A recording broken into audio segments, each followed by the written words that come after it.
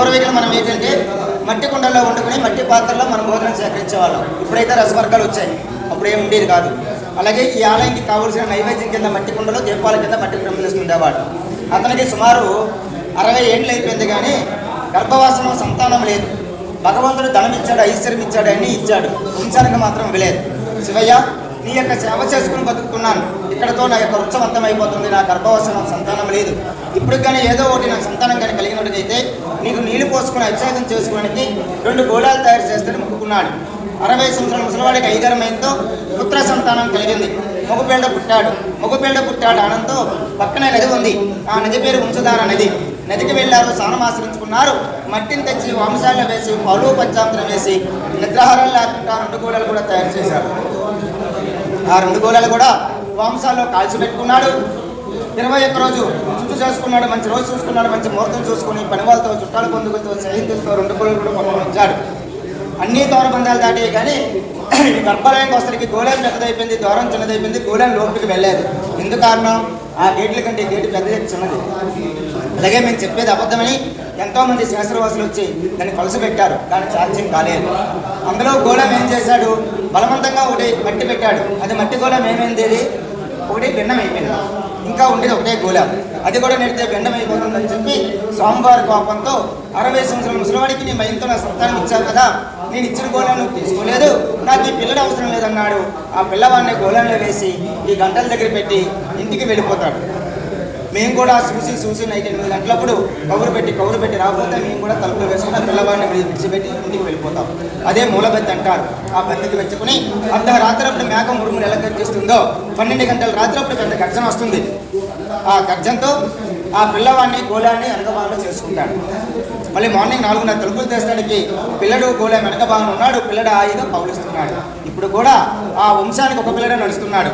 మనకి సంతానం లేని వాళ్ళకి కానీ, కళ్యాణం లేని వాళ్ళకి కానీ, వ్యాపారం లేని వాళ్ళకి కానీ, బుద్ధిదోషం పెళ్లి కాని వాళ్ళకి కానీ, ఉద్యోగం లేని వాళ్ళకి కానీ, పిల్లలు ఇద్దరు వెనకబడిన వాళ్ళకి కానీ, ఇంట్లో ఆరోగ్య పరిస్థితి ఎదిగానే ఉన్నాయి. ఆ గోళం ముట్టుకుంటే మనకి 1 year లోపు మన మనసులో ఉన్న కోరికలు నెరవేరుతుంది. నెరవేరేక దాన్ని నింపుగా రైస్ వేస్తుంటారు, పాలు వేస్తుంటారు, చక్కెర వేస్తుంటారు, బెల్లం వేస్తుంటారు, ఉల్లి వేస్తుంటారు. అప్పుడు కుమ్మరవాడు కౌరేటాం, కుమ్మరవాడు వచ్చాడు, దాన్ని నింపుగా పాలు పంచాంతరం వేసి ఆ నీటిలో 1000 మందికి అన్నదాన కార్యక్రమం చేయించాడు. ఇప్పుడు కూడా కుమ్మరవాడికి వంశానికి ఒక పిల్లడే నడుస్తున్నాడు.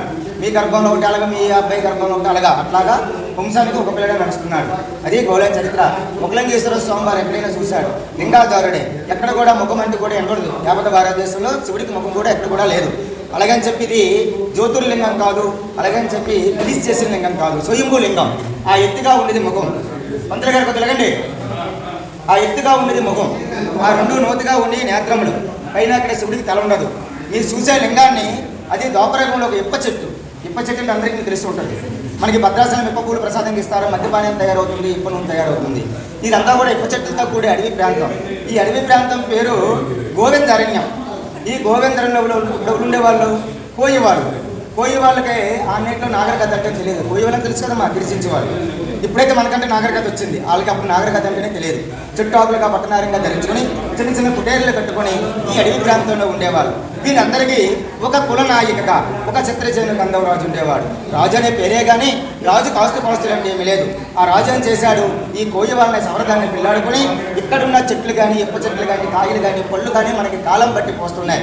కానీ ఆ చెట్టు మాత్రం 360 రోజులకు ఇప్ప పువ్వులు పోస్తుంది. దానికి 2 శాఖలు ఉన్నాయి, కింద పెద్ద పొట్టు ఉంది.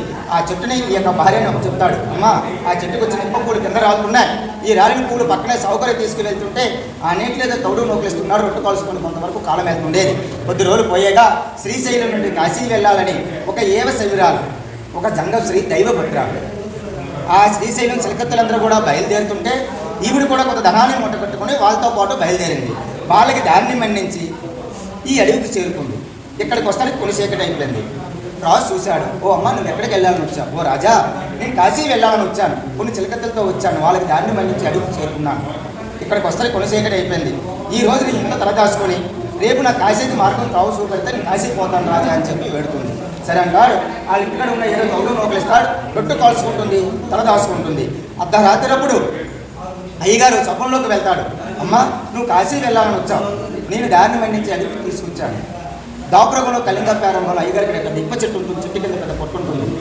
దాపురగులో కళింగ ప్రారంభంలో అయ్యగారికి ముఖంతో పుడుతున్నాను. అది ఉత్తర కాశీ, ఇది దక్షిణ కాశీ. అక్కడ నేనే, ఇక్కడ నేనే. ఈ చెట్టుని పుట్టుని పూజ చేసుకుని ఈ రాజునే పెళ్ళాడుకొని ఇక్కడే ఉండిపోమ్మా అని చెప్పి అవన్నీ సభలోకి వెళ్తాడు. ఈ రాజునే పెళ్ళాడుకుంటుంది, ఆవిడ ఇక్కడే ఉండిపోతుంది. వాళ్ళకి జీవనోపాయం ఏంటి? ఆ చెట్టుకున్న కొమ్మలు కూడా చెట్టు కొమ్మ పంచిపెడతారు. ఈవిడింట్లో రోజు ఆవిడింట్లో రోజు ఉంటుంటారు. ఈ పెద్ద భార్య అంది సుధీర్ సుభద్ర అంటే ఆవిడకి ఏం తెలియదు. ఆవిడకి వచ్చే ఓటా కొమ్మలు ఎక్కువ పూలు పడుతున్నాయి. ఈ చిన్న భార్య అంది జంగశ్రీ దైవ భద్రాలు కదా, నదికి వెళ్ళి స్నానం ఆశ్రయించుకుని బిందుతో నీళ్లు పెట్టుకొని వచ్చి ఆ చెట్టుని ఆవు పెడతానికి దూప నైవేద్యాలు పెడుతుంటే ఈవిడికి బంగారు పూలు పడుతున్నాయి. ఒక చెట్టు 2 రకాలుగా పూలు పోస్తుంది. ఈ ఇద్దరు భార్యలు కూడా సాగుపడి తీసుకువెళ్తుంటే ఈ పెద్ద భార్య తక్కువ సామాన్లు పెద్ద భార్యకి ఇస్తున్నాడు తౌడు నోకలు, ఈ చిన్న భార్యకి చాయి పప్పు, చిన్న బియ్యము, రసవర్గాలు ఇస్తున్నాడు. ఈ పెద్ద భార్య సాగుపడి కడుగుతుంది. సాగుకారి మా ఇద్దరం తెచ్చిన ఏడవడం ఒకటే చెట్టు, ఆ చెట్టుకున్న 2 కొమ్మలు, ఆ 2 కొమ్మలు పువ్వులు తెస్తున్నాం. ఆవిడకేంటి పంచపరమాలను ఇస్తున్నాం, నాకేంటి తౌడు నోకలు ఇస్తున్నాం. అమ్మ నువ్వు తెచ్చిన విప్ప పూలు, ఆవిడ తెచ్చిన బంగారు పూలు, అదేమో నాకు తెలియదను అని చెప్పి సావుకారు అనేస్తారు. ఈ ఇద్దరు కూడా ఏరళ్ళు కూడా చిన్న చిన్న చిరుబురులు ఆడుకొని తవ్వులు ఆడుకుని ఇంటికి వస్తారు.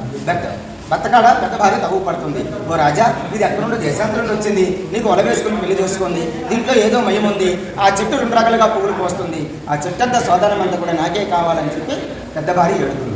అమ్మా ఇద్దరు కూడా నాకు సమానమే, నీ యొక్క అనుమందు పొందుకునే ఈవిడిని పెళ్లి చేసుకున్నాను, చెట్లు మాత్రం మనం కొమ్మలు మారుస్తానని చెప్పి రాజు అనేస్తారు. సరే అంటాడు, ఈ కొమ్మ ఆవిడకిస్తాడు, ఆవిడ కొమ్మ ఇస్తాడు. కానీ బతి అక్కడ ఉంటుందో బాగా మాట్లాడే ఉంటుంది. ఇంకా నాకు బంగారు పూలు పంపించారు కదా అని చెప్పి ఇంకా పొద్దుకల లేచి చూస్తే ఆ యథాశక్తిగా ఎప్ప పూలే పడ్డాయి. ఈవిడి ఎలా కావాలి మళ్ళీ నదికి వెళ్ళి స్నానం ఆశ్రయించుకొని ఆ చెట్టుని పుట్టని పూజ చేసుకుంటే ఆ ఎప్ప పూలు పండడమో బంగారు పూలే పడ్డాయి. ఈ పువ్వుల కోసం ఇద్దరు భార్యలు కూడా ప్రతిరోజు కూడా గొడవలు ఆడుకొని కొన్ని పొడుచుకుంటున్నాడు. రాజు చూస్తాడు, ఆహా ఒక భర్తకి ఇద్దరు భార్యలనే బతికే బహిరంగం, ఇది ఈదుపాల పెద్దలు అంటారు. ఈ చెట్టు వల్లే గొడవ వస్తుంది, ఈ చెట్టు లేకపోతే ఏ గొడవ కూడా ఉండదు కదా నా ఇంట్లో అని చెప్పేసి అంటాడు. కొడుకుని వేటకి వెళ్తాడు. ఆ నేట్లో మద్యపానం ఎక్కువ, మద్యపానం పుచ్చుకొని వస్తాడు. ఈ ఇంట్లో గొడవ చూస్తాడు, ఇంటికి వెళ్తాడు, కట్టింగ్ చేస్తాడు, ఆ చెట్టుని చేయించేస్తాడు. ఆ చెట్టుకున్న చిగురుపాకం పోతుంది, కింద పుట్టక అయిపోతుంది, భూమి కింద ఏముండిపోతుంది, ఆ యొక్క మొదలు ఉండిపోతుంది. ఆ మొదల్లో పెద్ద ఎక్కించోళ్ళు వస్తాయి. ఆ ఎక్కించోళ్ళ చల్లారగా అయ్యగారికి శిలారూపంగా మారి ముఖంతో పుడతాడు. అందుకే ముఖముండు కాబట్టి ముగలంగేశ్వర, గోముఖంతో పుట్టాడు కాబట్టి గోకర్ణేశ్వర, ఎప్ప చెట్లో పుట్టాడు కాబట్టి ముదుకేశ్వర. ద్వాపరగంలో కళింగ ప్రారంభంలో అయ్యగారి ముఖంతో పుట్టాడు. 1,000,000 మంది దేవతలు వచ్చారు. ఈ 1,000,000 మంది దేవతలు కూడా 7 రాత్రులు 7 పగులు ఒక రాత్రి చేశారు. ఒక రాత్రి చేస్తూ ఈ ఆలయం కడుతూ ఎవరి లోకానికి వాళ్ళు వెళ్ళారు. అందుకే ఇది ఒకరితో 1,000,000 లింగాలు, అక్కడ 1,000,000 లింగాలు. సూక్ష్మంలో మోక్షం ఇచ్చేవాడు అయ్యగారు. మోక్షం ఇచ్చే లింగాలు మనకి 3, 1 కాశీ, 2 శ్రీశైలం, 3 శ్రీముఖలింగం. కాశీ వెళ్ళే వాళ్ళు మన ప్రాణాన్ని విడిచిపెట్టాలి, అది కూడా సాధ్యం కాదు. శ్రీశైలం శిఖర దర్శనం చూడాలి, ఎక్కడికో తీసుకుపోయి సచలకొప్పుతో చూపెట్టాలి, అది కూడా సాధ్యం కాదు. ఇక్కడ ఏనిగంగా నదిస్థానం అష్టలింగ ప్రదేశం ముఖ్యం చేసుకుంటున్నాం. జన్మనైతే పవిత్రమైన అయ్యగారు ముఖ్య దర్శనం చేసుకుంటారో వాళ్ళు జన్మరాజులు. సోక్షంలో మోక్షం ఇచ్చేవాడు అయ్యగారు. సుమారు ఇది 1800 సంవత్సరాలు అవుతుంది. చూసారా, శాసనాల్లో రాసి ఉన్నాయి. మనకి ఎన్ని భాషలు ఉన్నాయో అన్ని భాషలు కూడా ఉన్నాయి. అర్థమైందా? ఓం నమ శివాయ.